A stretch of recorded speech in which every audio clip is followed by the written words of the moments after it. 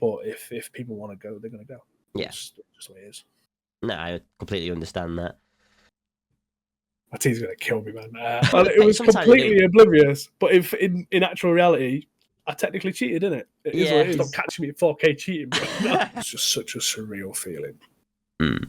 And then it was at the point where I was like, it got quite emotional when I was leaving. People just need to just be like a little bit nicer to people, man. What is going on, guys, and welcome to the Speedsoft Lounge podcast. I'm your host, Callum, and in today's podcast, we are joined by an absolute legend, Mr. Ash. Ash, first of all, man, how are you doing today? Mate, the word legend's strong, though. Legend, mate. OG. I was thinking about OG as well. Yeah, it's been a few years I've been in it now. We've been in a while, man. But yeah, if you just want to tell the guests a little bit about yourself. Yeah, man. So, name's Ash, otherwise known as AsherZ or Clennell. Been playing Speedsoft and Paintball for a few years. Speedsoft predominantly is where I started over here. Part of the Team Speed Reapers. Been with them since day one. So, yeah, it's a little bit about me, I suppose. And you're one of the, is it correct? You're one of the captains, is that right, for TSR? Or you've kind of got a few captains, haven't you? So we've got the main owner who's like Finch. Yeah. Who's a tall spaghetti lad. Then we've got Connor, who's one of the co-captains. He predominantly kind of works with the Airsoft side of stuff. And then there's me, who kind of does a little bit more paintball, because it was me that kind of prodded the team to do paintball, do a little bit of PB stuff. So yeah. Speaking of, are you guys doing the free man coming up at skirmish or? I know that's coming up. What days? What days? I don't know. I think it's soon. I think somewhere within the next 2 weeks or something. I'm pretty sure. Anyway. It depends. If it crosses over with dates for NSL, then no. Yeah. Oh yeah. Got NSL. Got NSL coming up. Yeah, we'll talk about. We're prepping for a lot of that. So. Yeah, definitely. And so I always ask, obviously, everybody that's come on the podcast, where did you kind of start your journey into Airsoft? So I moved to Chesterfield, and I basically had a friend of mine who was playing just skirmish at an old site called Tack House. They're now Tack House the Stan. There used to be a Tack House in Chesterfield. And I borrowed a friend's kit who used to be a marshal there. And that's how I just got hooked. I literally went and played one game day. And then after that, the next week, I went and bought a full setup. Just everything. Dropped a few £100. So I got I think I started out with an ASG MXR18, so a big long ass M4 thing. Yeah, that's where it all evolved from, really. I just started playing skirmish with a couple of mates, and that was it. Skirmish Woodland, is that?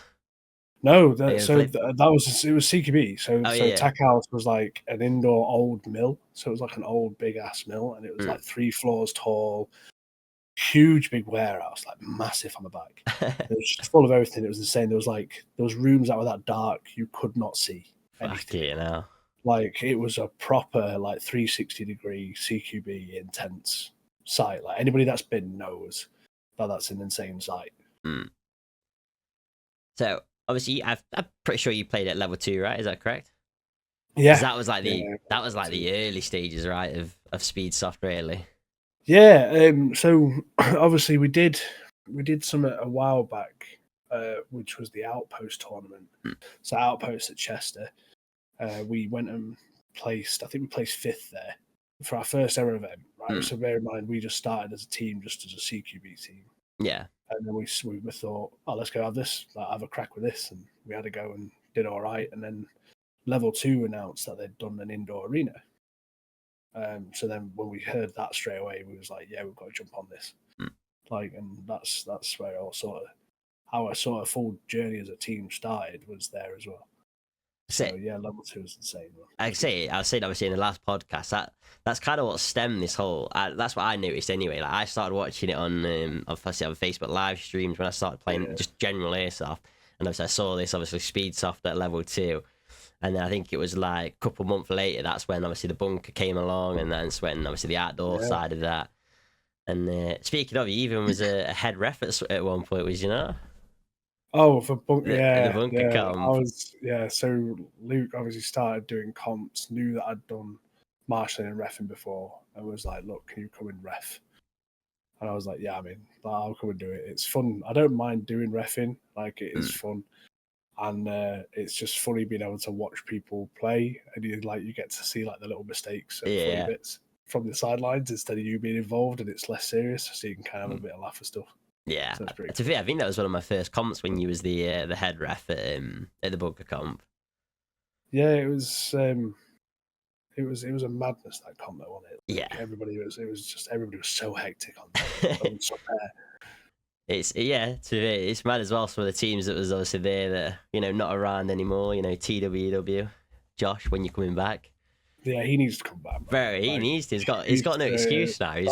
That blue and pink build he's selling, he needs to not sell. He just needs to keep one. Just play. Because his whole excuse was, I can't drive or anything like that. But now he's driving. Now. He's driving now. So what's the excuse? A little whip and that, he can get involved now. Exactly, man. Exactly. Josh and TWW for the return. It should happen this year. If it doesn't happen this year, disappointing. It needs to happen this year. It needs to happen this year.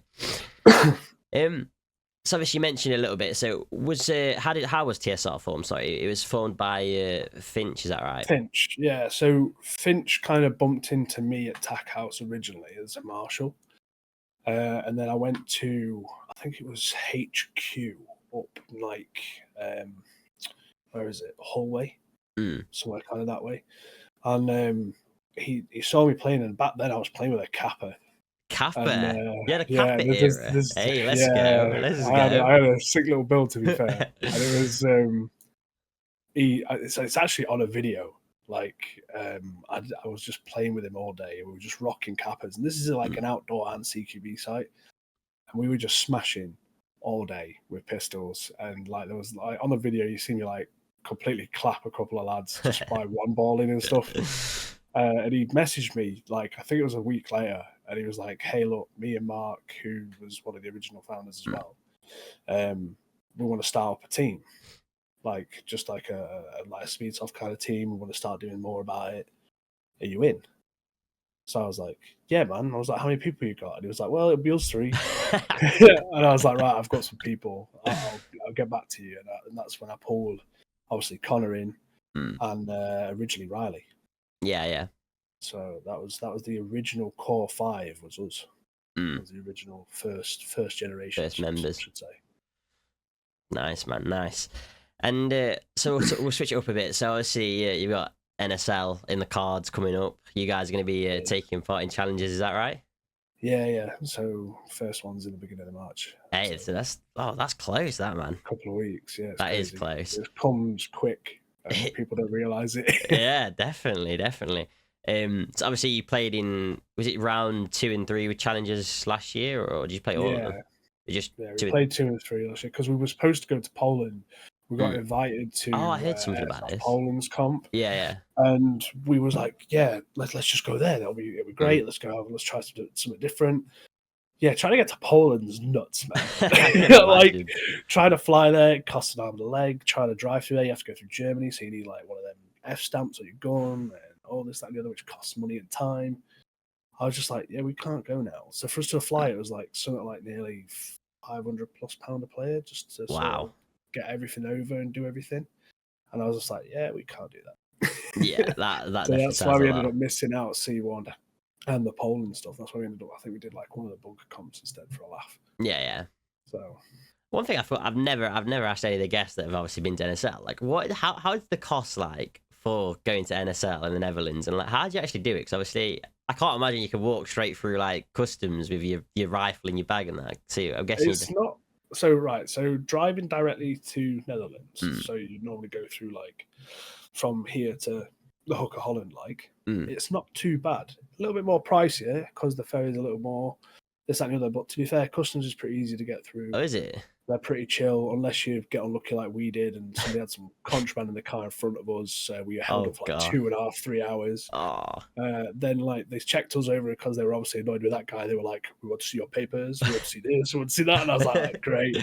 So we had to I only had 5 papers, and apparently there's this thing where we were told originally the paperwork was 1 per person for their gear.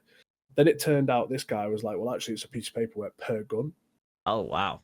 So I had like everybody's kit in my car, and I had at least, I'm going to go with about 7 or 8 different riffs, plus about 5 pistols. Yeah. And I had 4 people in my car. So I had 4 pieces of paper for a ridiculous amount of riffs and stuff like that. So I had to just blag it. I just pulled the first 2 cases. I was like, that's all I've got. And he was like, you've got nothing else in the boot? And I was like, no, nothing else. And he was like, okay, you could go. I was like, oh, thank you. Oh gosh. But cost-wise, it's more expensive to do it that way. We've managed to sort of look at it a little bit of a cheaper way this year.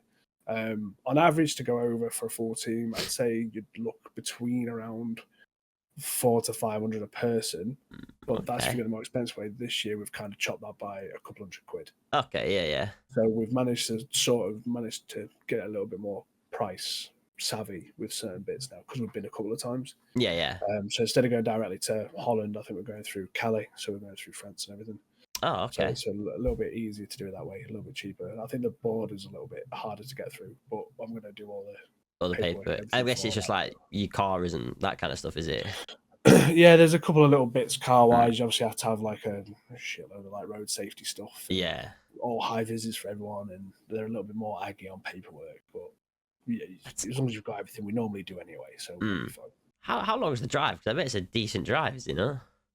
From here to the port, it's about 4 hours. Once we get off at Calais to Netherlands, where we're staying, it's about 3 hours. Wow, that's a And long. the ferry's only like 2 hours. So normally when you go on Clennell, it's like an 8-hour ferry. So you catch a cabin, you get like 4 or 5 hours sleep. Or something. Yeah, you get some sleep in there. Get up, get some food, and then you're there. And then you're kind of a little bit more energized to drive. Not this time. We're straight balling travel for the whole time. Yikes. That sounds long, I won't lie.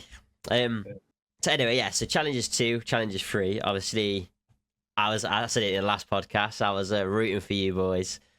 And, we didn't get the result that you probably wanted. Mate, challenges 2, we went in and we did really well. And due to a couple of little technical errors, like one of them was kind of my fault.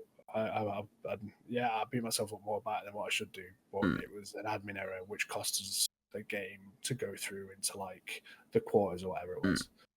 So the round 2 was kind of my sort of mess up.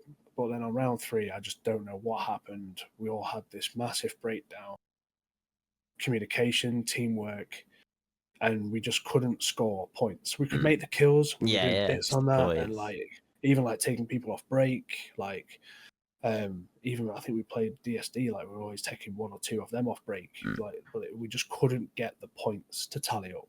Yeah. So we just struggled, and unfortunately, it shows. But the thing is like a lot of people remember that loss over the good stuff we did. Yeah, definitely. And that tends to happen a lot to us. Yeah. As a team, is like everyone remembers, oh, well, TSR choked this and choked that. And it's like, well, how many trophies and medals did we take home last year? Oh, yeah. Like, everyone forgets that bit. Yeah, like, you know what I mean? Like, definitely. Everyone forgets the good bit. But yeah, it's for C3, we had a massive breakdown. We know what we did wrong. We're working on that and we're trying to improve. And we'll get there. I'd say, so obviously compared to last year to obviously this year's challenges, what can we expect differently and what have you obviously put in place training wise? Which we're working massively on our attacking side. We know we can lock a field off. We know we're really good at that. And we know we're good at holding people in. But what we need to really work on was our communication to when to push and being a little bit faster at the field. So we ended up working alongside with some of the Legion lads the other week. Sort of did a few run-throughs on games with them. We did a full day session, and we just literally did nothing but attack all day. Yeah. And yeah, we just in between, we just sort of spoke to him. Chape kind of gave us a few words here and there, sold us through, give us some feedback on bits on what we need to work on. And, he said, next time you're up, I'll come down, we'll have a look again, reevaluate everything, and we'll keep going from there. Yeah, definitely, man. So, well, I mean, like I said, like last year, I'll be rooting for you guys again. Always got to root for the UK guys. No, I appreciate it. So I'm hoping to see some good things at this challenges. Fingers crossed. Yeah, definitely. We should be fine. So obviously we mentioned the point system and obviously how it's different to the UK. Which one do you actually prefer? Do you prefer the NSL style rules, or do you prefer? You see, I'm a stickler for this because I really enjoy paintball, so I enjoy the format of 5-man and a buzzer either side. Because That's paintball is just straight kill, and then you get the buzzer, right? yeah, exactly. It's for me, it's like I'm in a sport that I'm slinging like ammo at people. I'm not there to try and play a time and do this sort of stuff. I'm there to try and out shoot someone essentially. Do you know what I mean? Yeah. So that's what I want to do. That's what I need to focus on. But I get why NSL does what they do, and the format is good. It's just hard to master. And unfortunately for us over here, it's hard to master that because we don't have access to like an NSL. Well, we do have access to the size of the NSL field, but we don't have access to the actual amenities like NSL. Yeah. So yeah, no, I agree with what you've just said there. I do want to talk a little bit about paintball as well in this episode, but we'll get onto that in a minute. On the Speedsoft Lodge, how no? You know what? I'll throw my hands up here. I've been like absolutely just binge watching YouTube videos recently of just pure paintball. I don't know why. I've just suddenly got this urge to have a look at it, and I'm suddenly trying it out. I'm gonna try out the breakout division in a couple of weeks' time, so I'm quite looking forward to that. You're giving it a run, yeah. Yeah, giving the whole breakout division, just see how we get on, and then go from there, I guess. Yeah. But which one I'll ask you this then. Which one do you actually prefer, paintball or Speedsoft? My team's gonna kill me, man. Paintball, man. Paintball. I enjoy paintball so much, just because it's how can I put it? It's refined. It's been there a long time, so everything's easy to sort of go with. But I suppose I enjoy Speedsoft just due to it's what I started off. You know what I mean? Competition's competition for me. Yeah. How long have you been playing paintball? Because I'm guessing you played paintball before kind of Airsoft as well. I played a little bit, like mess around with sort of mates and stuff when I lived in Spain and stuff. So like when I lived over there, I played a little bit with mates or whatever. Then when I came back over here, I did a few like fun days, like stag do's or whatever, and things like that. But I started playing properly more when I got asked to sort of go and guest for. You remember Harrison's old Team Lucid? Yeah, Team Lucid. I originally went just to go and help them in the pits one day. And then one of them just went, "Oh, just so you know, your name's down. You're playing this afternoon. So go get your kit on." I was like, "How'd you know I had my kit on me?" He was like, "You always have kit on." So I ended up getting my kit on, but I hadn't got my cleats. I had like some flat ass like high tops. So it was wet field, so I was just slipping all over the place. And my first game, I died in like 5 seconds because I slipped on my ass and I just got shot. So I was like, "This is great." But after that, I just got hooked, and then I went and got a marker and started playing with some mates. Then Finch was like obviously he's played for years as well in paintball. Like he used to train with Effie and everybody before they became like militia, like in MPX. So he used to play with the original people there. Oh, wow. So he's been around and played for a long time as well, So he was like, "Yeah, I'm getting a marker back as well." So he got in, and then that's what I said earlier. I started prodding everyone, and I was like, "Hey, look, I'm playing paintball," and that's how we ended up getting into that as well.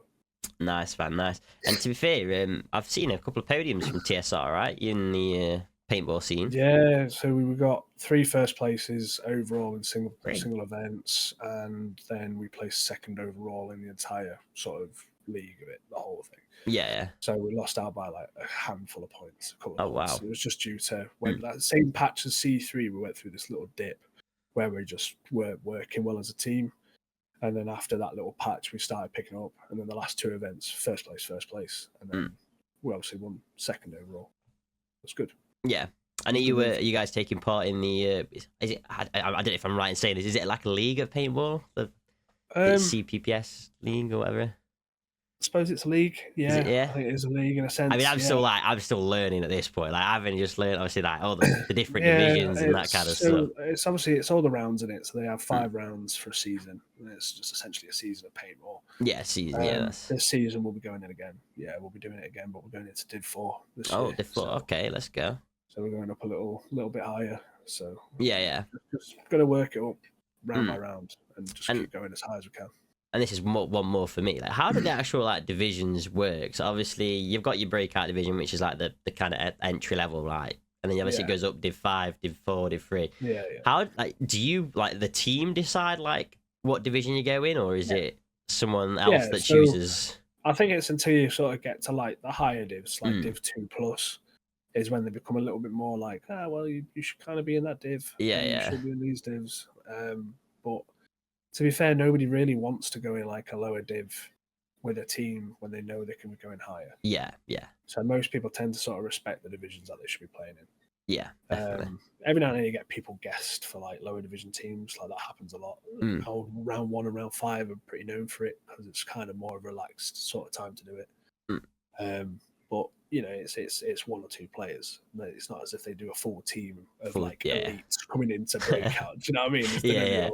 It's but it's definitely breakout for like anyone. Is if you've never done paintball, give it a go. But I do say don't be shy to go into Div 5. Yeah. There's not that much difference. One thing that caught me, obviously, I haven't got my own like marker in that yet. And obviously, I was speaking to a couple of guys, and they were saying like at the breakout division, they can provide you with like marker and stuff like that. So I think, give it a try, see how I feel, and then obviously if it's something I fancy, then go for a marker. Yeah, for sure, 100%. But no, I obviously we spoke a little bit about the paintball. Obviously, I do really like the look of it, and we'll see how it goes. It could be a paintball / Speedsoft lounge, I guess.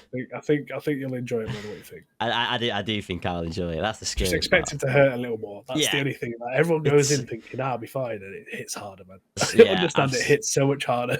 I've seen some brutal clips, and they look painful. Put it that way. We'll go back to obviously the NSL.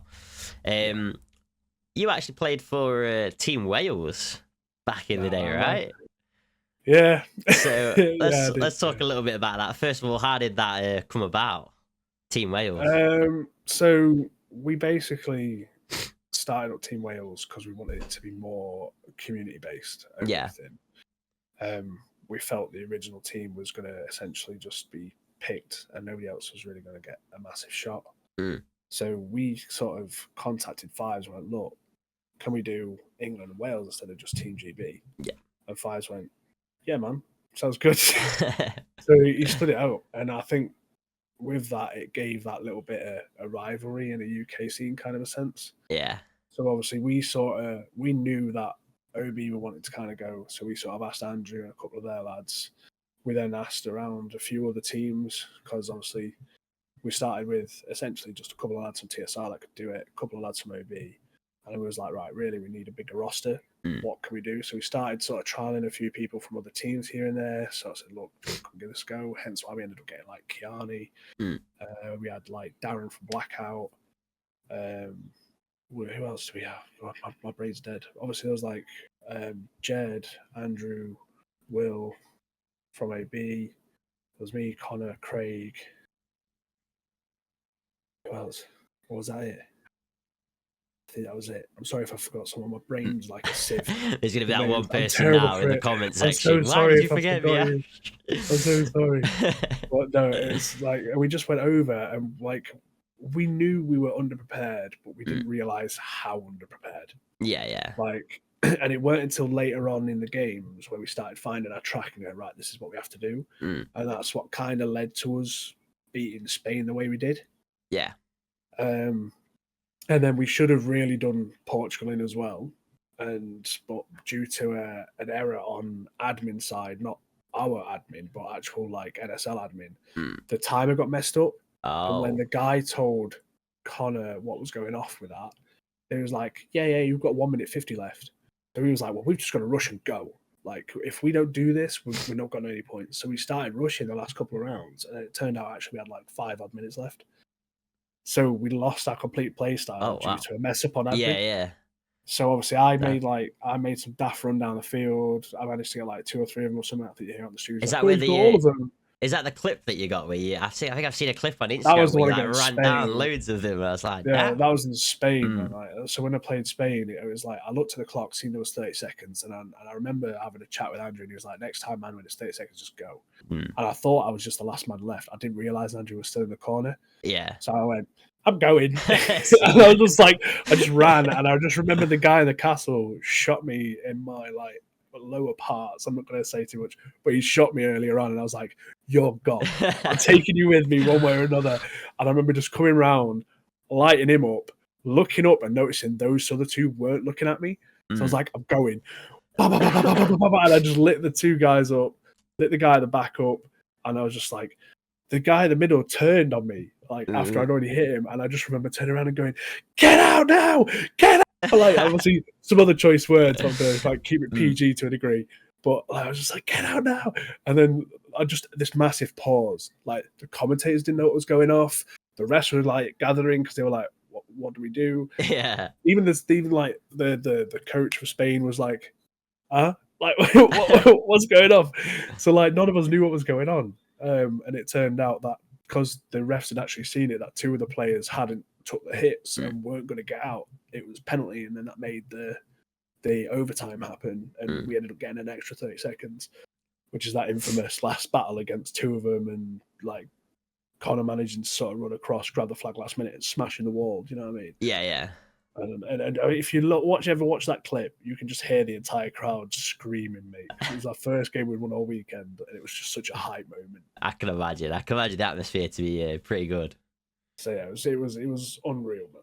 It was like Yeah. being in a coliseum at that point. It was like just everyone screaming and banging on the walls. It was nuts. Lovely, lovely. And obviously, after that, obviously, in where Team Wales only obviously did that one nations, but they didn't do the 2024 nations, did they? Yeah, it just got revoked at that point. Did it? Some talks had happened with NSL and some other groups, and they just said, "Yeah, look, we're not going to do Wales this year. We're just going to leave it as Team GB." Team GB. So that's why it ended up happening the way it was, unfortunately. So yeah, is what it is. It was like Team Wales was going to kind of based on it was for the kind of community kind of thing. So it was just to try and build a good people with like, you know, whoever was interested in going and try and compete. That was the main thing. But obviously that got shut down, and GB was just a thing. Yeah, yeah. And obviously, Team GB. Are you potentially interested in it this year, or is it? I mean, I'd always love to play to GB, of course. I would, but the thing for me is there's a lot of smaller players out there that are just as good as me anyway. So it's kind of obvious that I know for a fact those sort of players would get picked. Yeah. Do you know what I mean? So I mean, I've seen you behind a gun though. I think you behind a gun, mate. Yeah, you know. I know I can shoot. I know that full well. I know I can, but I know for a fact there's people that can move a lot better than me. And unfortunately, you need for that kind of level. Like I can't stress enough how much NSL level completely outweighs anything in the UK scene. Yeah, that's actually gonna be my next question. Like, how does the what? Sorry, go on. That was gonna actually be my next question. Like, how do the teams over there like compare to obviously the UK teams? Yeah, literally going back to that, it's a completely different level. Yeah, like people think like. A lot of teams go, yeah, TSR are good, like Legion and Unreal, OB are great. You know what I mean? Like these sort of people over here, yeah. Go and play at NSL, and everybody is on that level. Yeah, everybody is on like the top 3 level. Everybody is, and there's only a few teams where you're kind of like, oh yeah, we can beat them, we can do well with them. Other teams you're like, yeah, we're going to struggle on this. Like we've got to really go in. And you have to be on it. You have to be locked in to play those teams. Yeah, absolutely. It's hard. And Andrew wasn't joking in your last podcast when he said, look, yeah, you know, you've seen TSR go over and struggle. Yeah, because we got a hard bracket. Yeah. The bracket was hard. Every single one of those players and teams were in contender for pro. Oh, yeah. Yeah, definitely. Right? Which they were. And it was a hard bracket to play. And it was no joke. Yeah. Yeah, definitely.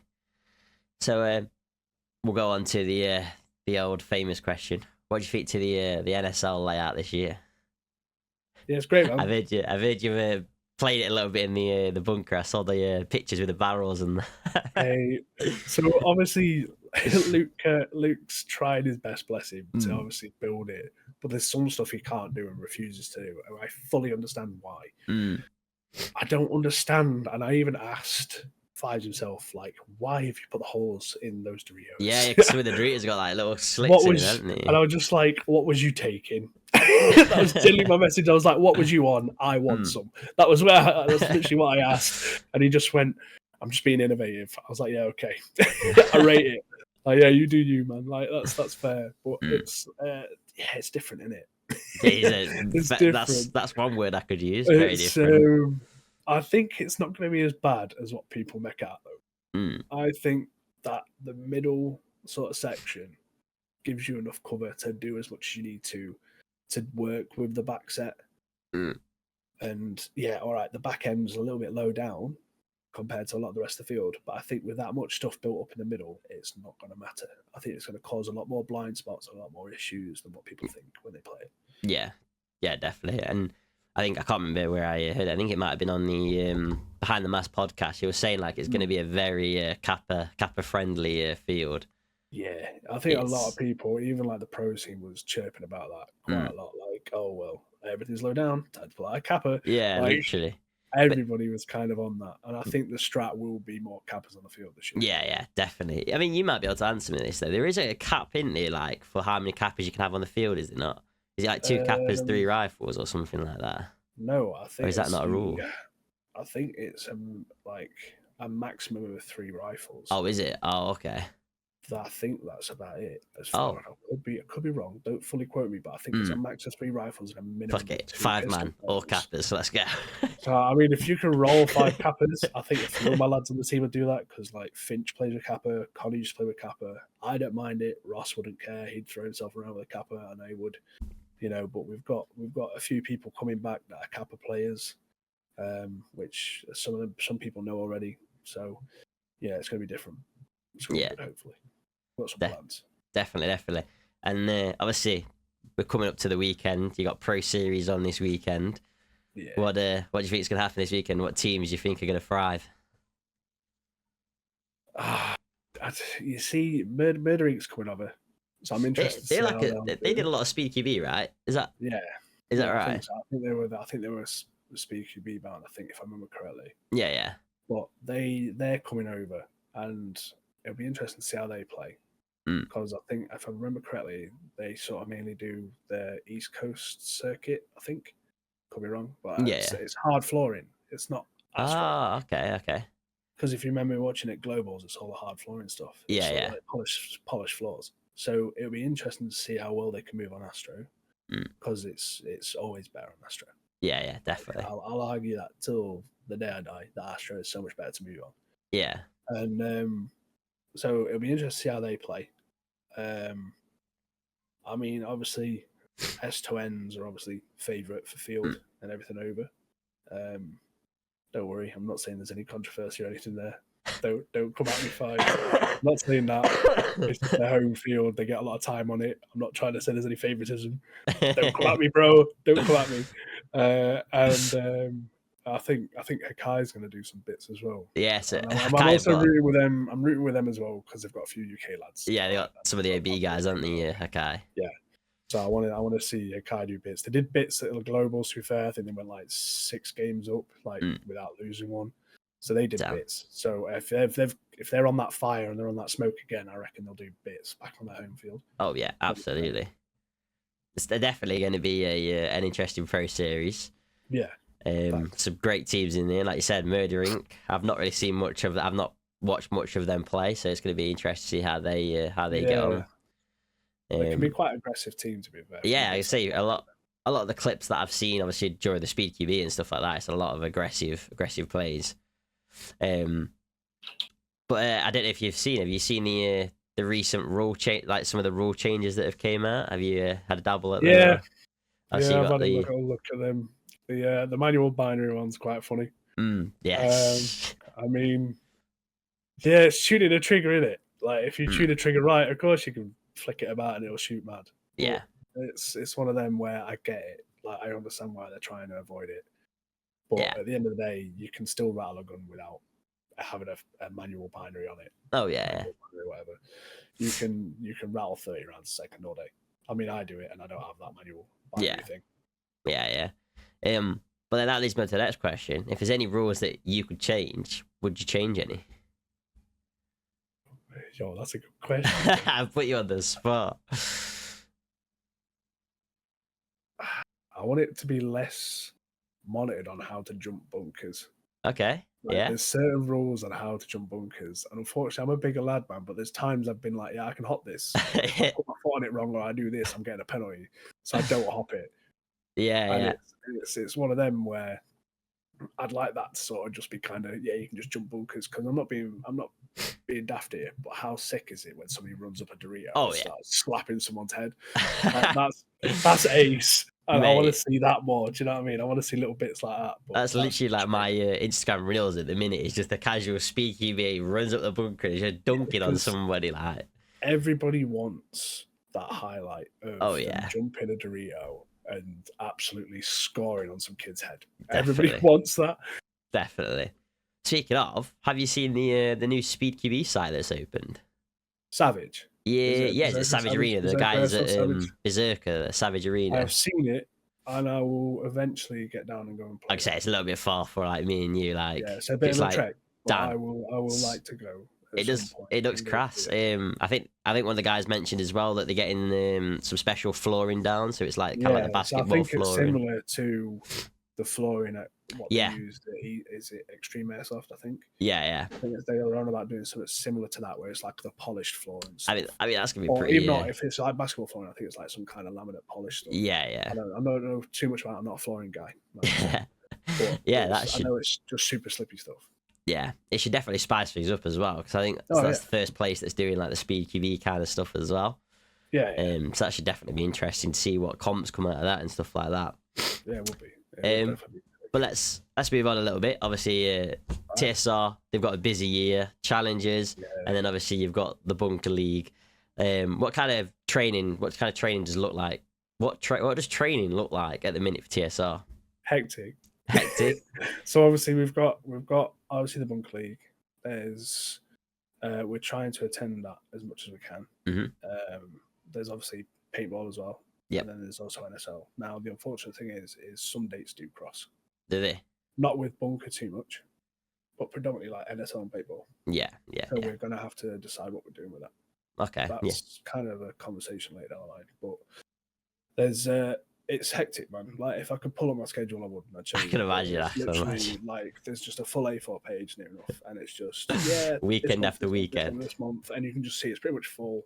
Dies off a little bit during the summer, a little tiny bit, but I know for a fact we'll pick up more training slots. Yeah. And then towards the end of winter, there's not a lot announced yet, so that's kind of a little bit quiet. But for the first half of this year, I'm not doing much, mate. I'm training. That's where I'm at. It's just what it is. I mean, predominantly it is airsoft training, because obviously NSL we wanted to try and really push ourselves through it this year. Yeah. But yeah, I know for a fact I'm going to try eventually and push some paintball training in between the slots when I can. Yeah. Because obviously I don't want to take away from too much of the NSL time that we're trying to put in. Yeah, definitely. And what does like training kind of look like? Is it just straight points? Is it straight drills? Like, what kind of stuff do you do on your trainings? So when it's just us as a team, we will do half a day of training, half a day of points. Now, half of the day of the points will be either between ourselves, or we will get another team in for half a day. Or we do invite a team and we'll do drills with them if they want to.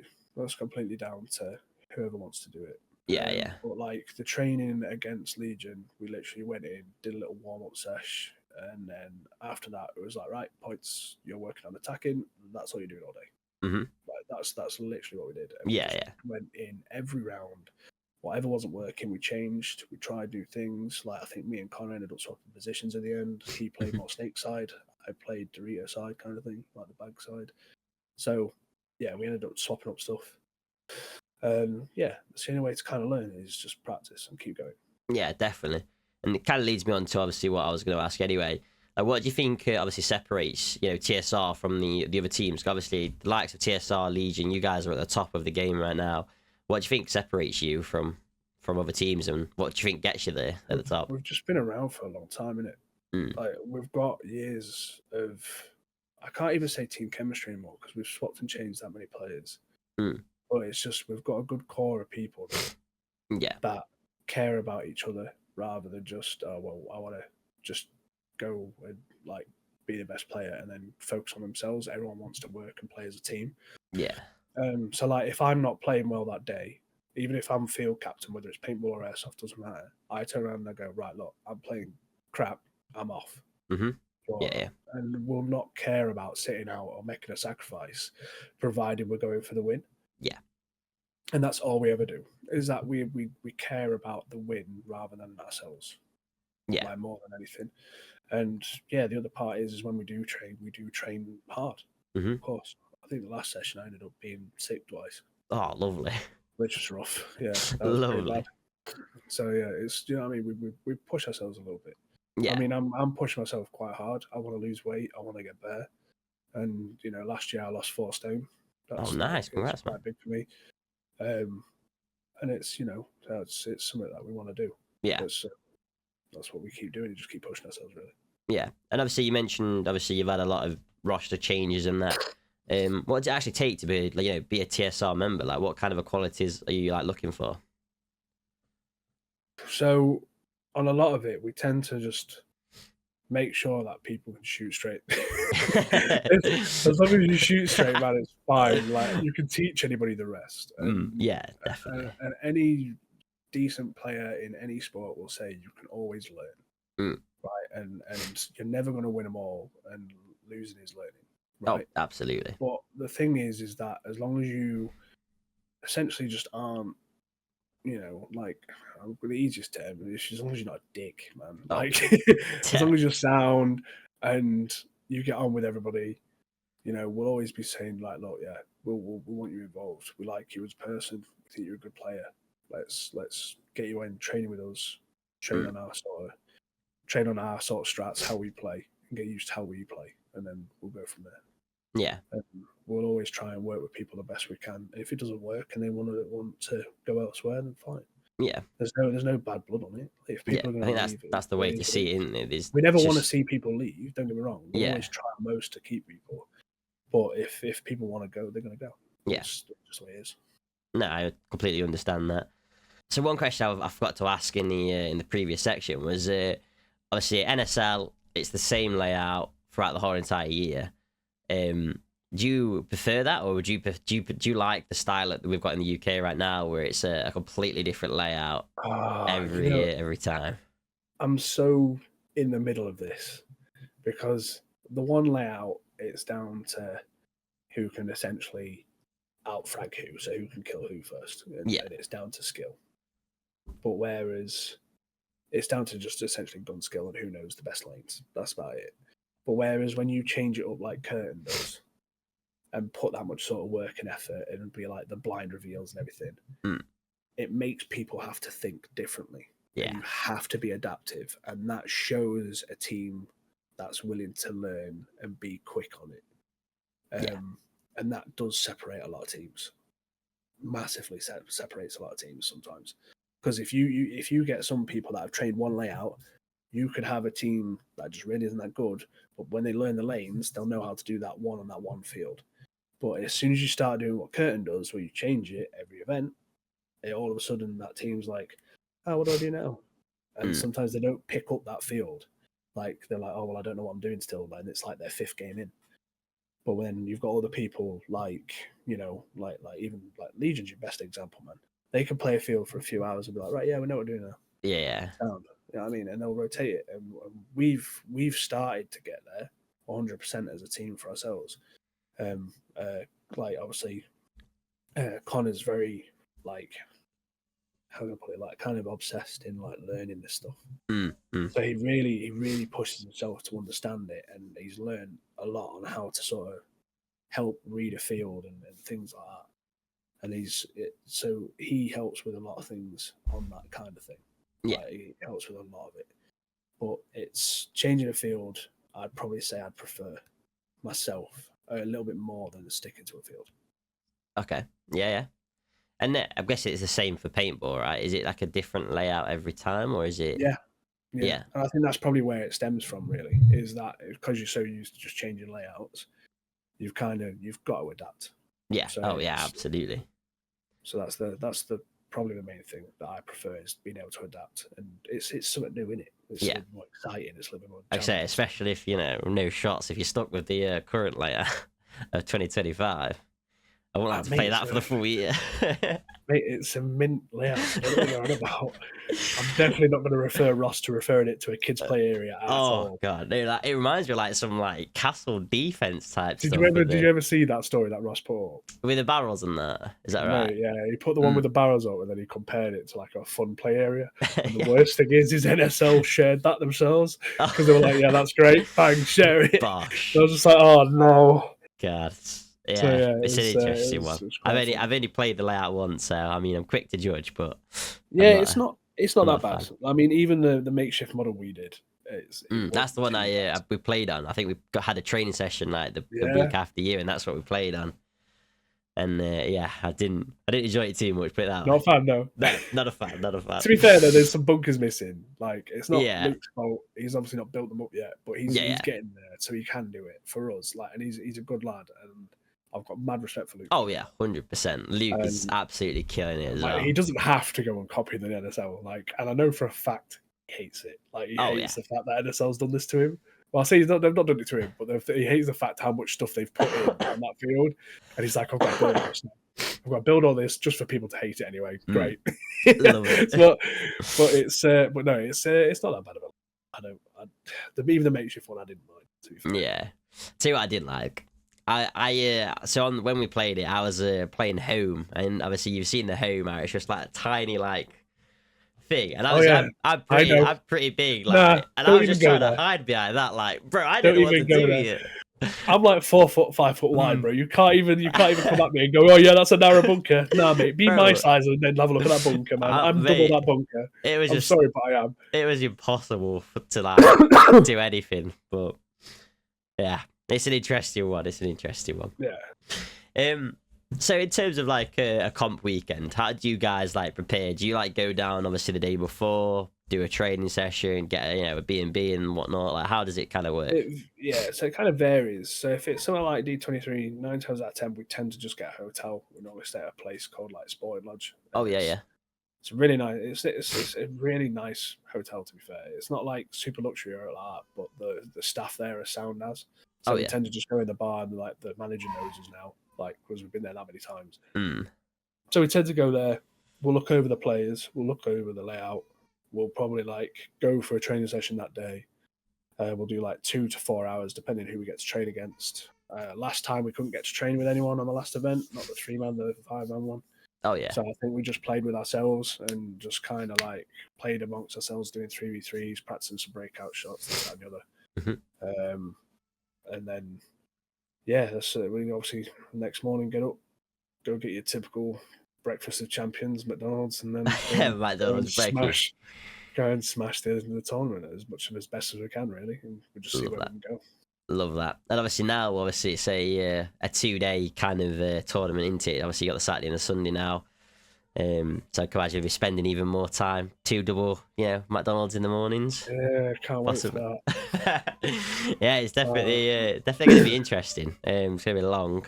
Yeah, I think for a full weekend thing, we'll probably change up how we go up there and stuff. Oh yeah. And then we'll drive up on the morning, stay the night, and then go there. Oh, you're doing it that way, are you?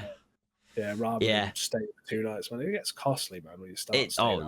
Absolutely. I was obviously talking about it in the obviously with the cartel. And we was like obviously going down, even if we go down on the Friday for training, and then it's like I've just spent 2 nights there. Yeah, because I think Speed Cartel's similar to us, where we've got people all over the place. Like, Connor Blessing's like the Wales side, man. He's in Wales, Connor. Yeah, like he lives Wales side, man. So he's like the furthest away, man. What's his driving time for a D23 tournament? About 4 hours. Oh gosh! But he still does it, man. The guy's dedicated, isn't it? Oh yeah, no, absolutely. Damn, I did not know Connor was in Wales. Yeah. So I mean, we're all over. We've got people like towards like Liverpool way. We've got people down like me, Chesterfield, like Nottingham side. You've got people around that way. You've got people like towards Chester and everything. I think so. We've got people spread out everywhere. Yeah, so we're not just like one local team or anything. Yeah. All over the place. Yeah, definitely. So jumping on to obviously the Speedsoft scene as a whole, Obviously, you've experienced it from pretty much the early point to obviously where it is now. And how have you seen that? How have you seen that changes, and have you, have you seen the sport evolve? Yeah, it's grown to a point where there's more teams, and as much as there's still some of the banter around, it's definitely not as toxic as it was. Yeah. Like when it first started, man, it was so rough. Even when the people at NSL were saying, "Yeah, that seems toxic," I was like, "Yeah, it is." Like the scene was rough, but I think it's changed a lot from that now, where people have kind of just been like, "Ah, it is what it is." There's still some people that like the drama and everything, and it's still there, but it's generally not as bad. And I think the skill level is slowly coming up. Yeah. I think we just need more teams involved.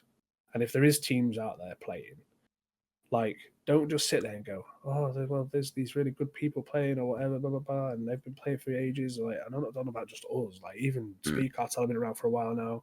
You've got like MSHA Swarm's new, but there's some players in there that have been playing since the start as well. You know what I mean? Definitely. I don't know if he's. To be fair, I don't know if he's just swapped out again. But there was like this. Like, I mean, there's new teams that have got players in it that have got the experience. Oh yeah, definitely. But there's other new teams out there, like even like Flashbang, for example. They've been around for a good while. But everybody's improving. But you're never going to improve unless you just get involved. Yeah. And they're sitting there going, "Oh, I don't know how we'd do. We'd get smashed by these lot." Nah, sod that, man. Go in and give it everything. Oh yeah, definitely. I mean, look at what VPR did originally. Everyone was like, "Oh, they're just going to be a show team. Da da da. They're going to be this, that, the other." They came in third place. Yeah, absolutely Like, dominated. I called that from the morning. Like, you can ask my team. You can even ask me, like Matt. Like, I went up to him the first thing in the morning. I was, "Yeah, I think you guys are going to do well." And he was like, "What?" I said, "Yeah, I think you'll be fine. I think people are going to underestimate you." I said the exact same thing. Do not underestimate them, because I think they're going to come out swinging, and that's exactly what they did. I saw who they were playing with. Do you know what I mean? Like Obi had gone down and played with them. You had McSwain used to play with them quite regularly. Key had gone down there. Oh yeah, they was trading like every weekend, right? Yeah, and they were playing regularly. So people just seeing them as like, "Oh, they're just these Instagram teams." And then they came out third place. Definitely. You know what I mean? So you never know, man. That's like someone else could be that team. They just need to enter if they have got a team. Yeah, definitely. And obviously, if you look back, obviously, when the scene first started and compare it to now, there's been a massive, obviously, growth in teams. Obviously, there's now more sites available. So definitely changing. And obviously, the rules as well, like in terms of, obviously, when it first started, it was just kind of like flag and that. But now we've obviously got dead buzzers and that kind of stuff. So it's definitely developing. It's definitely it definitely switches the game up now with the buzzers. Oh yeah, some of them buzzers and some of the way they work, it makes the game a little bit more interesting. Oh yeah, definitely. And what do you think it's going to take to bring more people and grow the scene even more? What do you think should be introduced, or is anything that you can think of? I don't really know. This is the hard thing, man. Like, I don't really know how to sort of say how to grow the scene because someone that's been in it for so long, I've kind of just sat firm with it and I'm kind of comfortable with it now. So I don't really know what it takes to sort of say, "Oh, well, actually, we need this, we need that." It's literally what I was just saying in the last sort of sentence. Then was just if somebody has got a team and they're scared about doing it, just do it. Just sign up. Don't be scared to sign up and just do it. Make that drive as well. Like a lot of people, so the amount of times I've heard people go, "Oh, it's an hour and a half drive," or "It's a 2-hour drive." And I don't know if I could bother to do that. It's a bit long. Shut up, bro. I've done 4.5 hours, 5 hours driving to go for a training session, like, let alone a comp, man. I mean, mate, look at the Pirates. They Pirates trek some miles. Traveling. From Ireland, man. Like, these guys are doing like hours worth of ferries and driving on top of that. Madness. And then I've got people telling me like they can't be asked to do a 2-hour drive. Yeah. Like, literally, like, you can ask anyone in my team. I do hours and hours of driving just to go and collect my team and sort my team out and get them to an event. Yeah. On top of driving to the events. Yeah. Like, it's if you're dedicated enough, man, and you want it, you'll do it. Oh yeah, absolutely. Definitely. And I'll spin the kind of question a little bit. So, paintballers, what do you think? Obviously, in theory, what do you think it would take for them to try Speedsoft Like, what do you think maybe might be stopping them? It's Or do you hard, reckon they innit? just don't know Because about it? it's Or that stigma in it. Like everyone goes, "Oh, paintball's it's better, not. Speedsoft's better. Oh, yeah, Speedsoft's like it's it's not straight, shall we say, and all that sort of stuff. Like they'll say stuff like that, and it's like, oh, it's not my sport. It's stupid. Da, da, da. If you're gonna play a shooting sport, why don't we just use like paintball? It's been there for a long time. It's pure. Da, da, da, this, that, and the other. And it's like, as much as I prefer paintball, Speedsoft is still a shooting sport. It's still a thing, and it is. And it just all you gotta do is just go give it a go in it. Yeah. Like, if you don't like it, fair, you don't like it. And I think a lot of people are put off with it though because of like the cheating aspect of it. Oh, I think yeah. a lot of people are put off with it. I know it happens in painting still, but it becomes where it's a lot harder to sort of not get caught. You know? Funny you mention that. I actually watched this really funny paintball video. This guy wiping, bro. He was just sat in his bunker. Not me, is it? Out. No. It's like no one in the speed sub seen it all. But he peeks out, literally gets shot in the hopper. You just see him like duck down, just go, and just straight back up, bro. Is that the guy wearing the black jersey, the big lad? Yeah. Take the hopper. Yo, that's Colt from Paintball Fit. Oh, is so, it?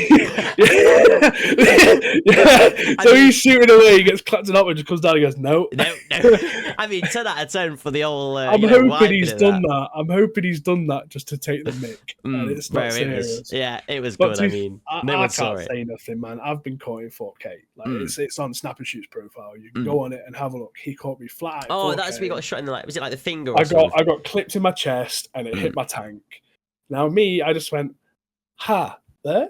And she was just like, no, you're clear. And I was like, okay. And just carried on. Yeah. It was completely oblivious. But if in actual reality, I technically cheated, didn't it? It is what it is. And people are going to clip that now, don't they? I'd be like, oh, look, I cheated. But no, yeah. But that's going to be the intro of the podcast, man. Yeah. Oh, I cheat. Oh, psych. But no, it's sometimes you do question it, don't you? Because it's like in paintball, some of them they don't actually splatter, do they, or go all over you? Like they just kind of. There's some madness calls in paintball. So I got told by a ref when I guested for a team in Div 3. I got hit on my side and it kind of hit me, bounced off me, but then broke in midair, and he called me out for that. Oh wow! And he said it's called a clean break. Apparently, now I don't know if he's just messing with me on this because he knew I didn't know, or whether it's a genuine thing. But yeah, it hit the side of me, bounced off me, didn't break on my jersey or anything. It was clean, and it just splattered in midair. And he was like, "Out!" and just pulled me out. Fair enough. So it's basically a case of if it hits you and splats, it's hitting it. Yeah. But whereas in airsoft, you can't see them marks. So lots of people are like, "Yeah, here's what it is." I'll tell you one thing you'll be able to confirm for me. Say the paintball hits the bunker and bounces and hits you. Does that count? Yes.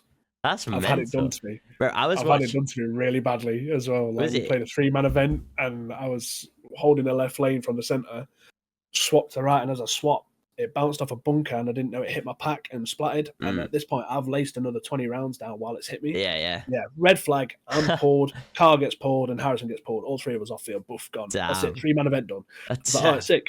Because but that was from a ricochet thing. Yeah. I saw this clip and this guy so there was, it's hard to explain, but there's a guy here, and then the bunker was here, and then the guy was to the right, and he was just shooting his bunker. Shoots the snake, shoots the 200 and hits the 300. Yeah, he's just shooting it in bounces. Like, oh wow, has he got a call that now? Yeah, that's a genuine thing. If you can bounce shot someone to hit him in paintball and it breaks, that's it, out. That's mad because we don't have that in airsoft. It's like that's a ricochet. So obviously don't count.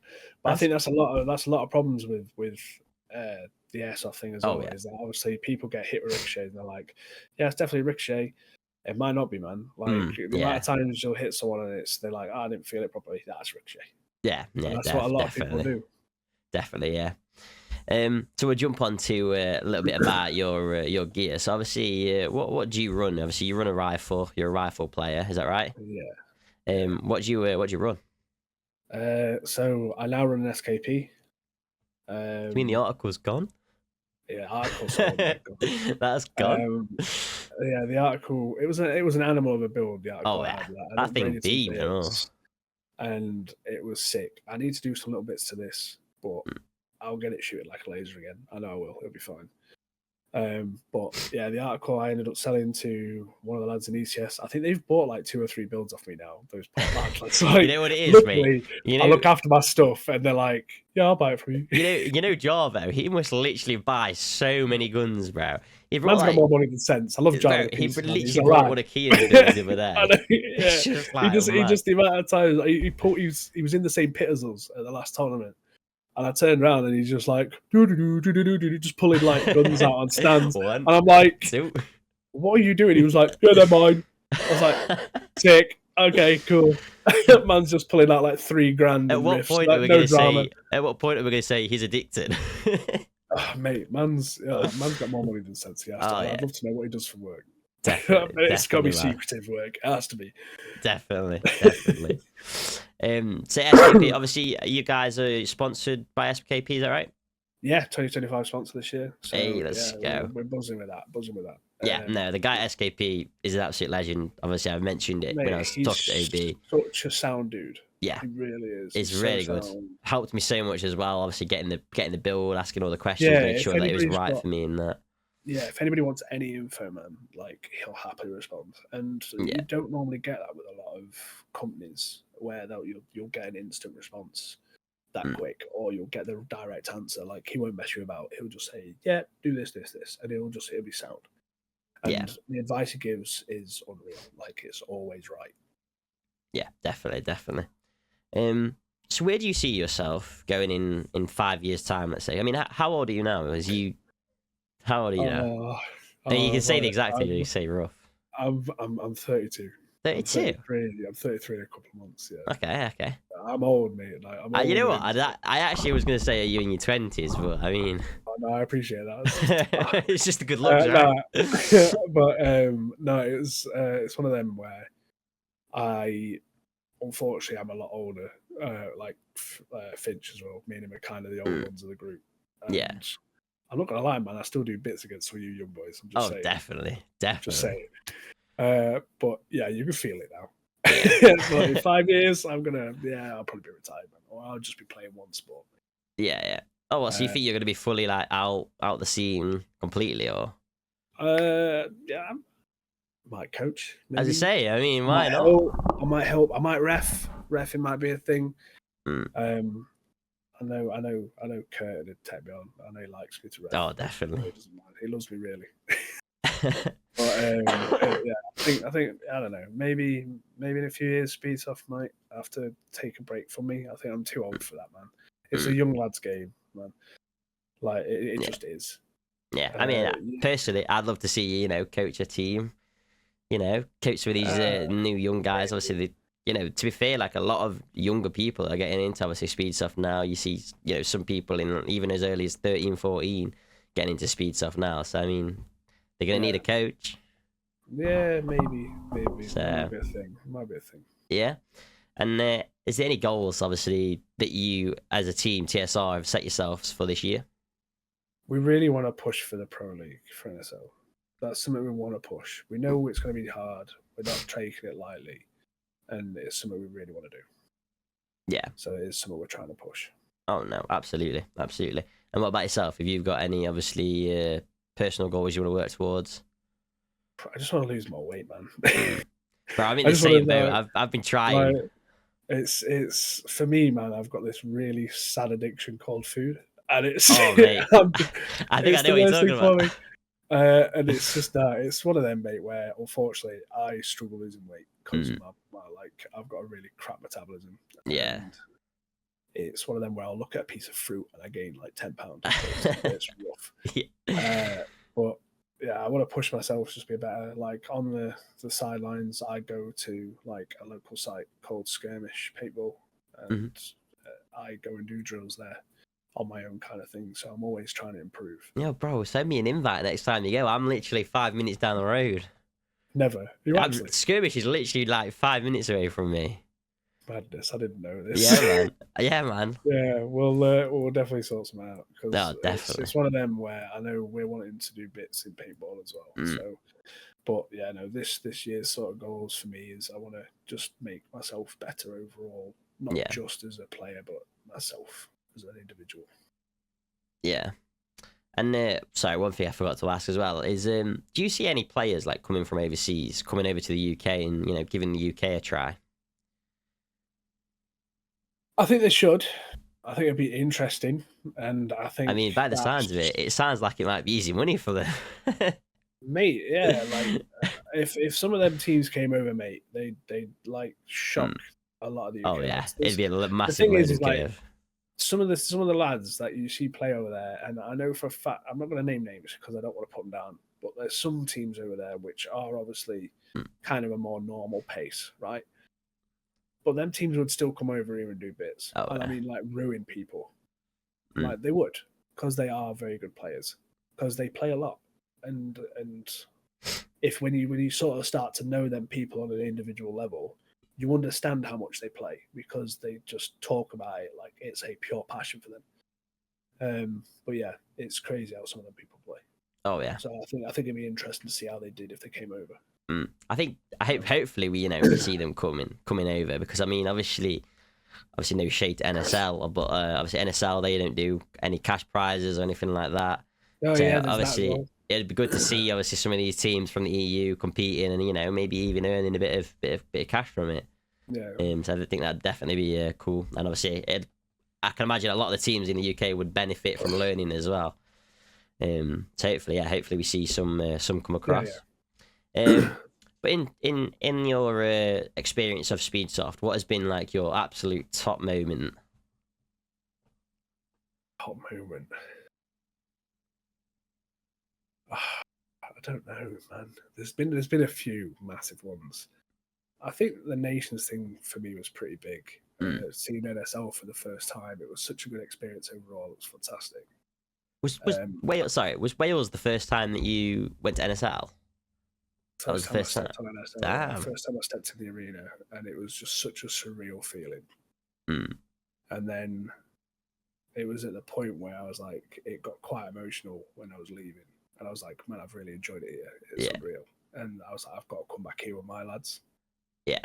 And I think taking our lads for the first time for C2 and the way we played really showed everything, and it's kind of got everybody kind of like, yeah, I want to go again. Hungry for it. Yeah. Definitely. But to be fair, I was surprised you didn't say about the is it the Wenger boys moment? Oh yeah, mate. Did talk like that a little bit? The Wenger boys. Oh man, that was a madness. So originally, Curtin basically messaged me. Was like, "Yo, this event's not going to go on. They need one more team. What you saying? You in?" And I was like, "Yeah, why not?" So I was not going into it. Why not? Yeah, I'll do it. And then next minute, Kinraid was like, "Oh, well, I'm free. I'll come." So like, we pulled Kinraid in, and then Craig was like, "Yeah, I'm down." I was like, "Yeah, we're gonna wear Hawaiian t-shirts." She went, "I'm definitely down." And then next minute, I know Curtin's going, "Oh yeah, just so you know, I've got a Legion Tyson, and I think it was Bell. It might have been Bell. It might be one of the other lads. I can't remember." But he was like, "Oh yeah, I've got two of the Legion lads coming as well." I was like, "Bro, we're just going to do this for fun. Why are we pulling Legion lads in? What's going off?" And he was just like, "Funny, innit?" I was like, "Yeah, okay. I can't wait to see like Classic Tyson in a Hawaiian t-shirt. You know what I mean? Like, it's gonna be hilarious." We rocked up. Turns out Tyson and the other lad couldn't play because they'd locked their gear in the car that day. And they had to come down in another car. So they messed themselves up with that. And then we played 4v5 all day and somehow won. Fair enough. We played a man all day. Play a man down all day and won. And I think we only dropped like 2 or 3 rounds in the tie day. If that. Beautiful. And that was at level 2, right? Yeah. That's level 2, yeah.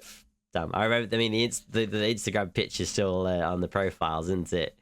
Yeah. So it's a moment to remember. It was a fun moment. It was one of them where Curtin even said, he went, "Just so you know, if we win this, I'm phoning you in the car and all I'm going to be doing is laughing." And as soon as I got on the road, man, I got a phone call, answered it. I was like, "Hello," and all I heard was, "Nah." It was just him laughing on the phone, like going mad. And I was just like, "Yeah." I said, "How did we do that?" And he went, "I don't know." He went, "I don't know how we did that." Class, man. Class. Yeah, it was crazy. So obviously next year, well, this year, sorry, we've obviously got the divisions. Obviously, you got Div 1, Div 2. Obviously, you guys, you're in Div 1, are you not? Is it Div 1? Yeah, Div 1. What teams do you think are going to come on top on Div 2? Oh God, I'm terrible with remembering who's on divisions. I mean, off the top of my memory, I mean, to be fair, I've asked you a question that I didn't even know the answer to. But there's like, I think, PSB, MCR, who else we got? Yeah, I can't even remember half the teams in the UK right now. Flashbang in Div 2 are they in Div 1? To be They've fair, won a tournament before, Flashbang are no longer. They've What? disbanded. Yeah, the players have gone. Some players have gone elsewhere. I don't know if. I'm pretty sure it's public knowledge, but you've got obviously Jono, who's gone to OB. He was obviously one of the main guys at Flashbang. Yeah, I've seen that. Oh, right. You got one of the other players. I didn't know they'd fully disbanded. I thought Hicks was just taking a break and he was just like, yeah, I'm doing this skirmish. Well, I mean, obviously they're not taking part in this league this year. I mean, they might. Who knows? They might come back next year. They were such an underrated team, man. Yeah, I would say the same. You know, they did well, especially. They had some shots, man. They were good players. Absolutely. I just think obviously a couple of the players. Obviously, I knew someone that played for Flashbang. I was quite close to him. He's obviously just had a kid, and now he's no longer even playing Speedsoft at all. So, and he was one of the main players. Life is life. We get it. Definitely. But yeah, I think that's what it just came down to. I think just not getting the players there and that. I think. Oh, shame. But no, I think PSP did alright in the last tournament. I think. Oh, definitely. I think if they really put into it and they work really well as a team, they could do bits. Definitely, yeah. I mean, they train pretty much on a weekly basis now at Speed Arena, and obviously now they're I don't know if you've seen, they're sponsored by Berserker as well. Yeah, I've seen that. So, I mean, changed the name up from the Berserker Airsoft team, haven't they? Yeah. So I mean, I definitely think they're going to do good this year. I mean, I'm it'll rooting be for them. interesting to see how they do, and I think as long as they don't let egos take control and work as a team, well, they'll be fine. The hardest thing is keeping people's ego in check. And I'm not saying that as just them. I mean, people in general. Egos can really kill teamwork massively. There's a very thin line between confidence and ego. Oh yeah, definitely. Very thin line. I think that's what a fair few players / teams need to obviously to not have as an ego. 100%. Be humble yourself. But yeah, I mean, we've got an interesting division, right? Division 1. That's going to be it's going to be a fun one. Obviously, you've got OB that are now back in the scene, so they have obviously joined in Div 1.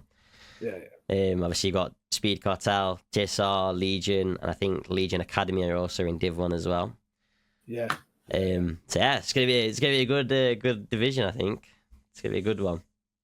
Definitely. Yeah, it'll definitely be some really aggressive games and hard games. For sure. Oh yeah, definitely. I mean, mate, I've mentioned it in pretty much every podcast now. Watching, you guys versus Legion, bro, it is looking a match made in heaven. I enjoyed watching it every time. They're always good games to watch. And even when obviously you guys face OB as well, it's going to be a great game to watch. Yeah. But it's always a close one. Oh yeah, always. Not just like with Legion, but with OB. Yeah. Like even at like NSL, I think it was like either a hang or a point difference. Like there was always just one thing in between it, and it's something where we have done bits against them in the past where we've beaten them in sort of like group stages and stuff, and like we've done little bits like that. But obviously they are a good team. They're solid. They work well. They've got a lot of fast, aggressive players. I know they've gone through a bit of a roster change, but that roster's still no joke now. Changed to. Like they can do bits with that roster for sure.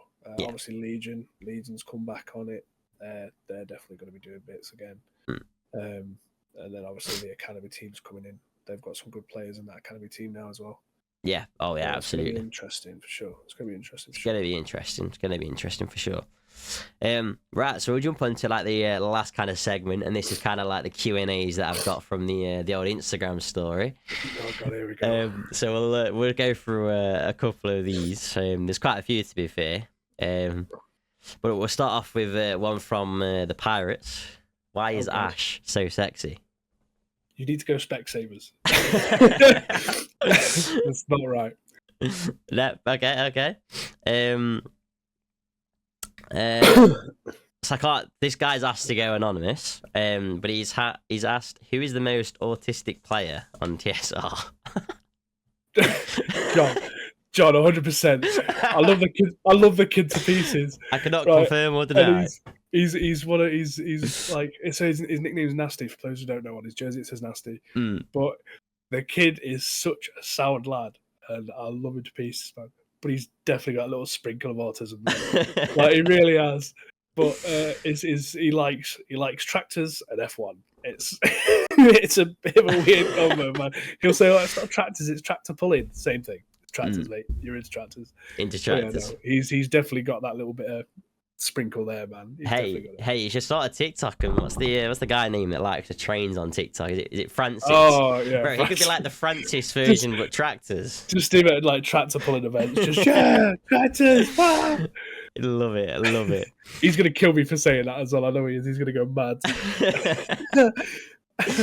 One of the other questions that we got was, I mean, we kind of spoke a little bit about it, but it was from Trix8, one of the old Fast Gang members. I don't know if you know. Trix. Yeah, Trix. And he put basically thoughts on the level 2 era and changes since. Improvement, isn't it? Like everything improves over time. Like level 2 back then was great.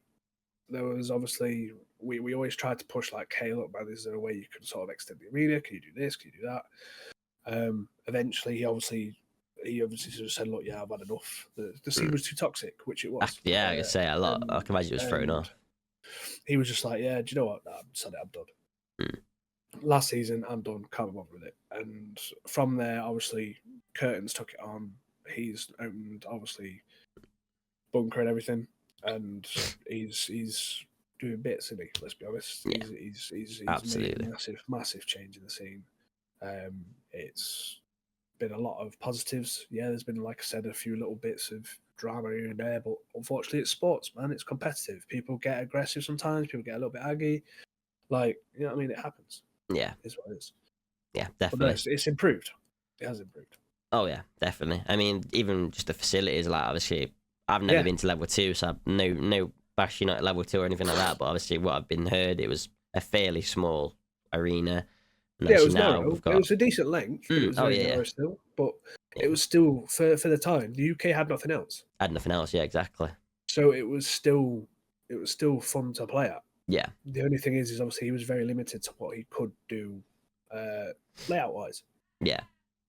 So and then obviously the scene as well. It just kind of killed it off. So it is what it is. But it's improved. It's good. One of the guys from ECS Academy is asking, what's your opinion on newer teams? It's kind of a difficult one. In what way? It's so whatever way you want. Do I rate new teams? Yeah, of course, man. Like, get on it, get involved, man. It's a fun sport. Get involved. Just prepare to have no money in your bank, innit? But like, just prepare to be broke for the rest of your life. It's literally.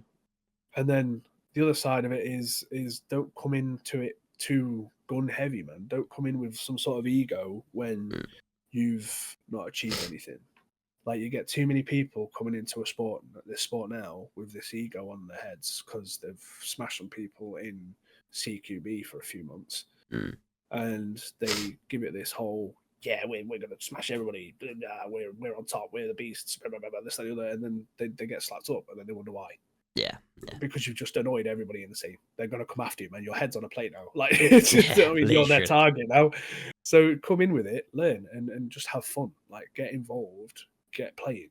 You don't need to come in giving it everything, man. Just come in, play, have fun, sign up, try your best. That's all you got to do. Cool. We've got another one from 187 Doc. And, no, not Doc. He's asking, why is he so handsome and his voice feels like hot chocolate? Oh, man. Doc, you need to stop this. I'm going to get a restraining order, I swear. This guy, mate, Doc, he's unreal. He's a mad character, but I wouldn't change him, man. He's such a sound dude. And if you need help, he'll help you. And like he like Keanu had issues with his kappa. Doc just came in and was like, "What do you need?" This, bang, took it away, came back, fixed. There you go. Love that sound. I like even outside the arena, like one of my bulbs went in the car, and I was like, "Doc, have you got one of these bulbs?" And he was like, "Yeah." And he just changed my bulb. Like, help me change my bulb. The guy's such a sound dude, and I love him to pieces. But no, I don't know. I don't see myself as handsome. And my voice is probably a little bit rough right now because I've got this cold thing, the same as you have. But yeah, no, he's. I love Doc, man. Love Doc. Love that. Dakar Airsoft is asking, how do you stay so positive in a toxic sport? It is hard. I'll not lie to you. And you can pretty much ask anybody, man. It's very rare I lose my head, and it's very rare I try and get drawn into the drama. Like me, for one, like I hate like the WhatsApp group things. Like, oh yeah. I don't get involved in that. Man, then WhatsApp's the positivity side of it, man. Yeah, I've stayed out of them for so long. Bro, it is fishing in heaven. Nah. Everyone's trying to get a bite. Everyone's trying to call someone. I know, and I'm not on it, mate. I'm not part of that. You can say whatever you want. You can at me. I'll just come in and be like, yeah, sound. Like, to see you, I'm not like. But the positivity of it is, man, is like it's a sport. You're there to compete. You need to not let other people's toxic attitudes in a heated environment get to you.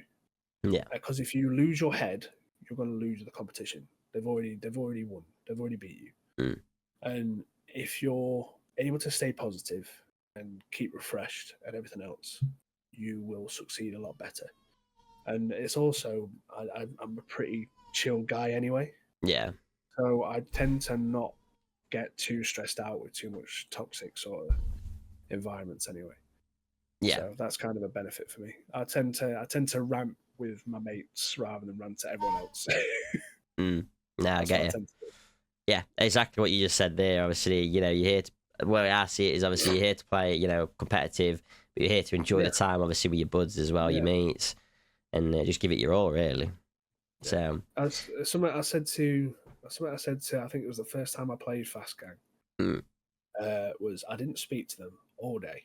And then after when I played them, I went over, said, good games, everything else. And I said, look, I'm sorry I've been a little bit miserable with you all day, but business is business at that point. Yeah. Until I've played you, it's game, mate. Like your game, your head's in my target. I've noted that then for when Div 1 comes around, I'll just not talk to you till after. Hey, business is business, bro. I'll not hype myself up because at that point, mate, I need to be in this kill switch mentality of I've got to get you. That's it. I can't be your friend on that. I respect it, man. I have to switch off, man. It's just the way I am. I have to. Like a lot of people will tell you, I'll put headphones in and I'll just be zone out. Yeah. And that's it. Yeah. No, absolutely. And then the last one on the Q&A, there was a lot more of you know, why is Ash so sexy?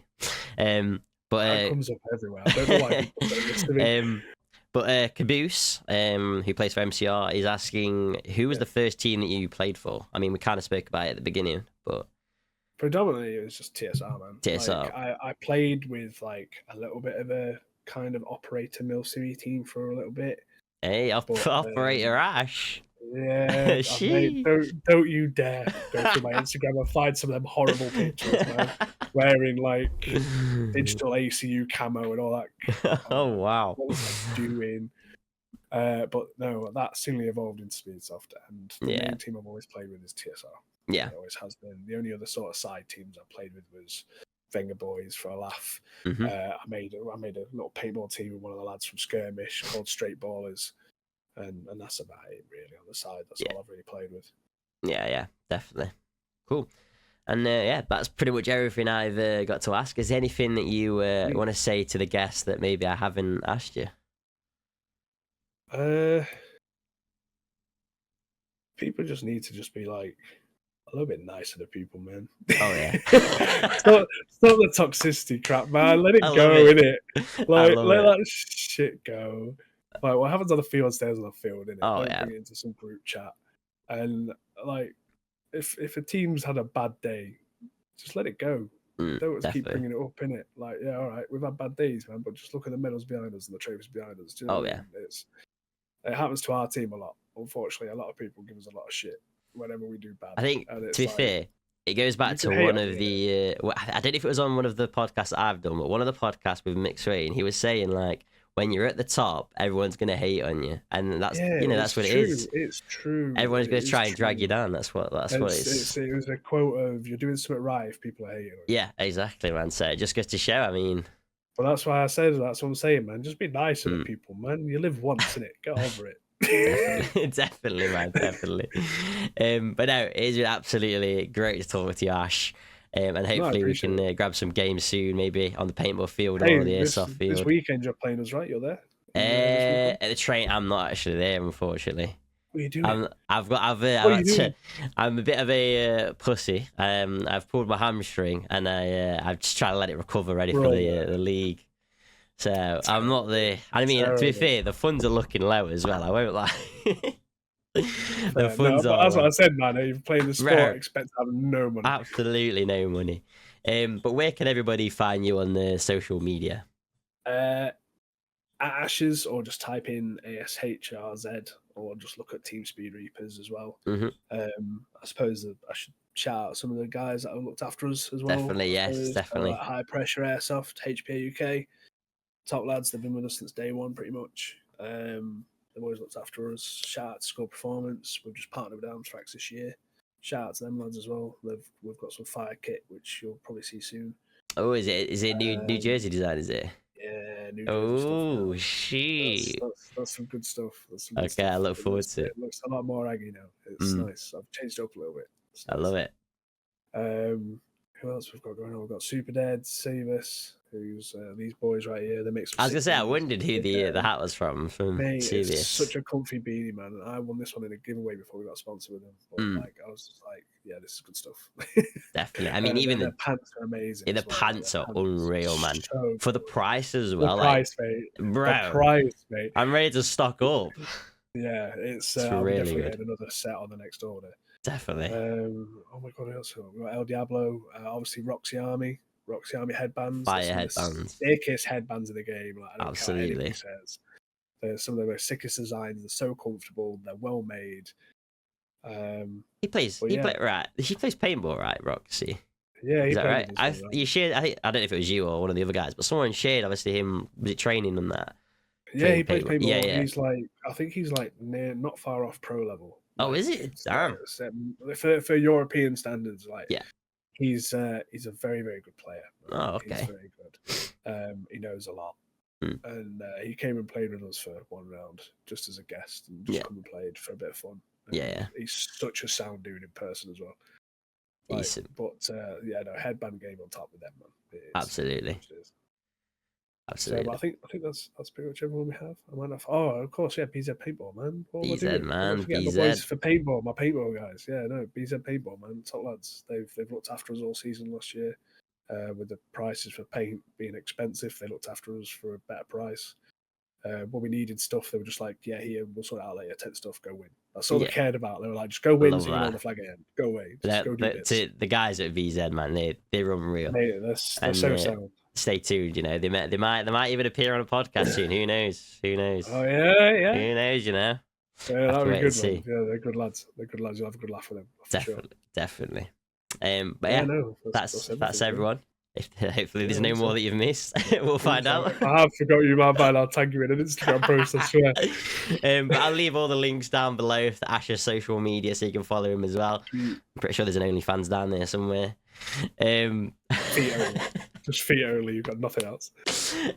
But no, honestly, bro, I appreciate you coming on. I hope you've enjoyed it as well. But I'll leave you one last question. Who would you like to see next on the podcast?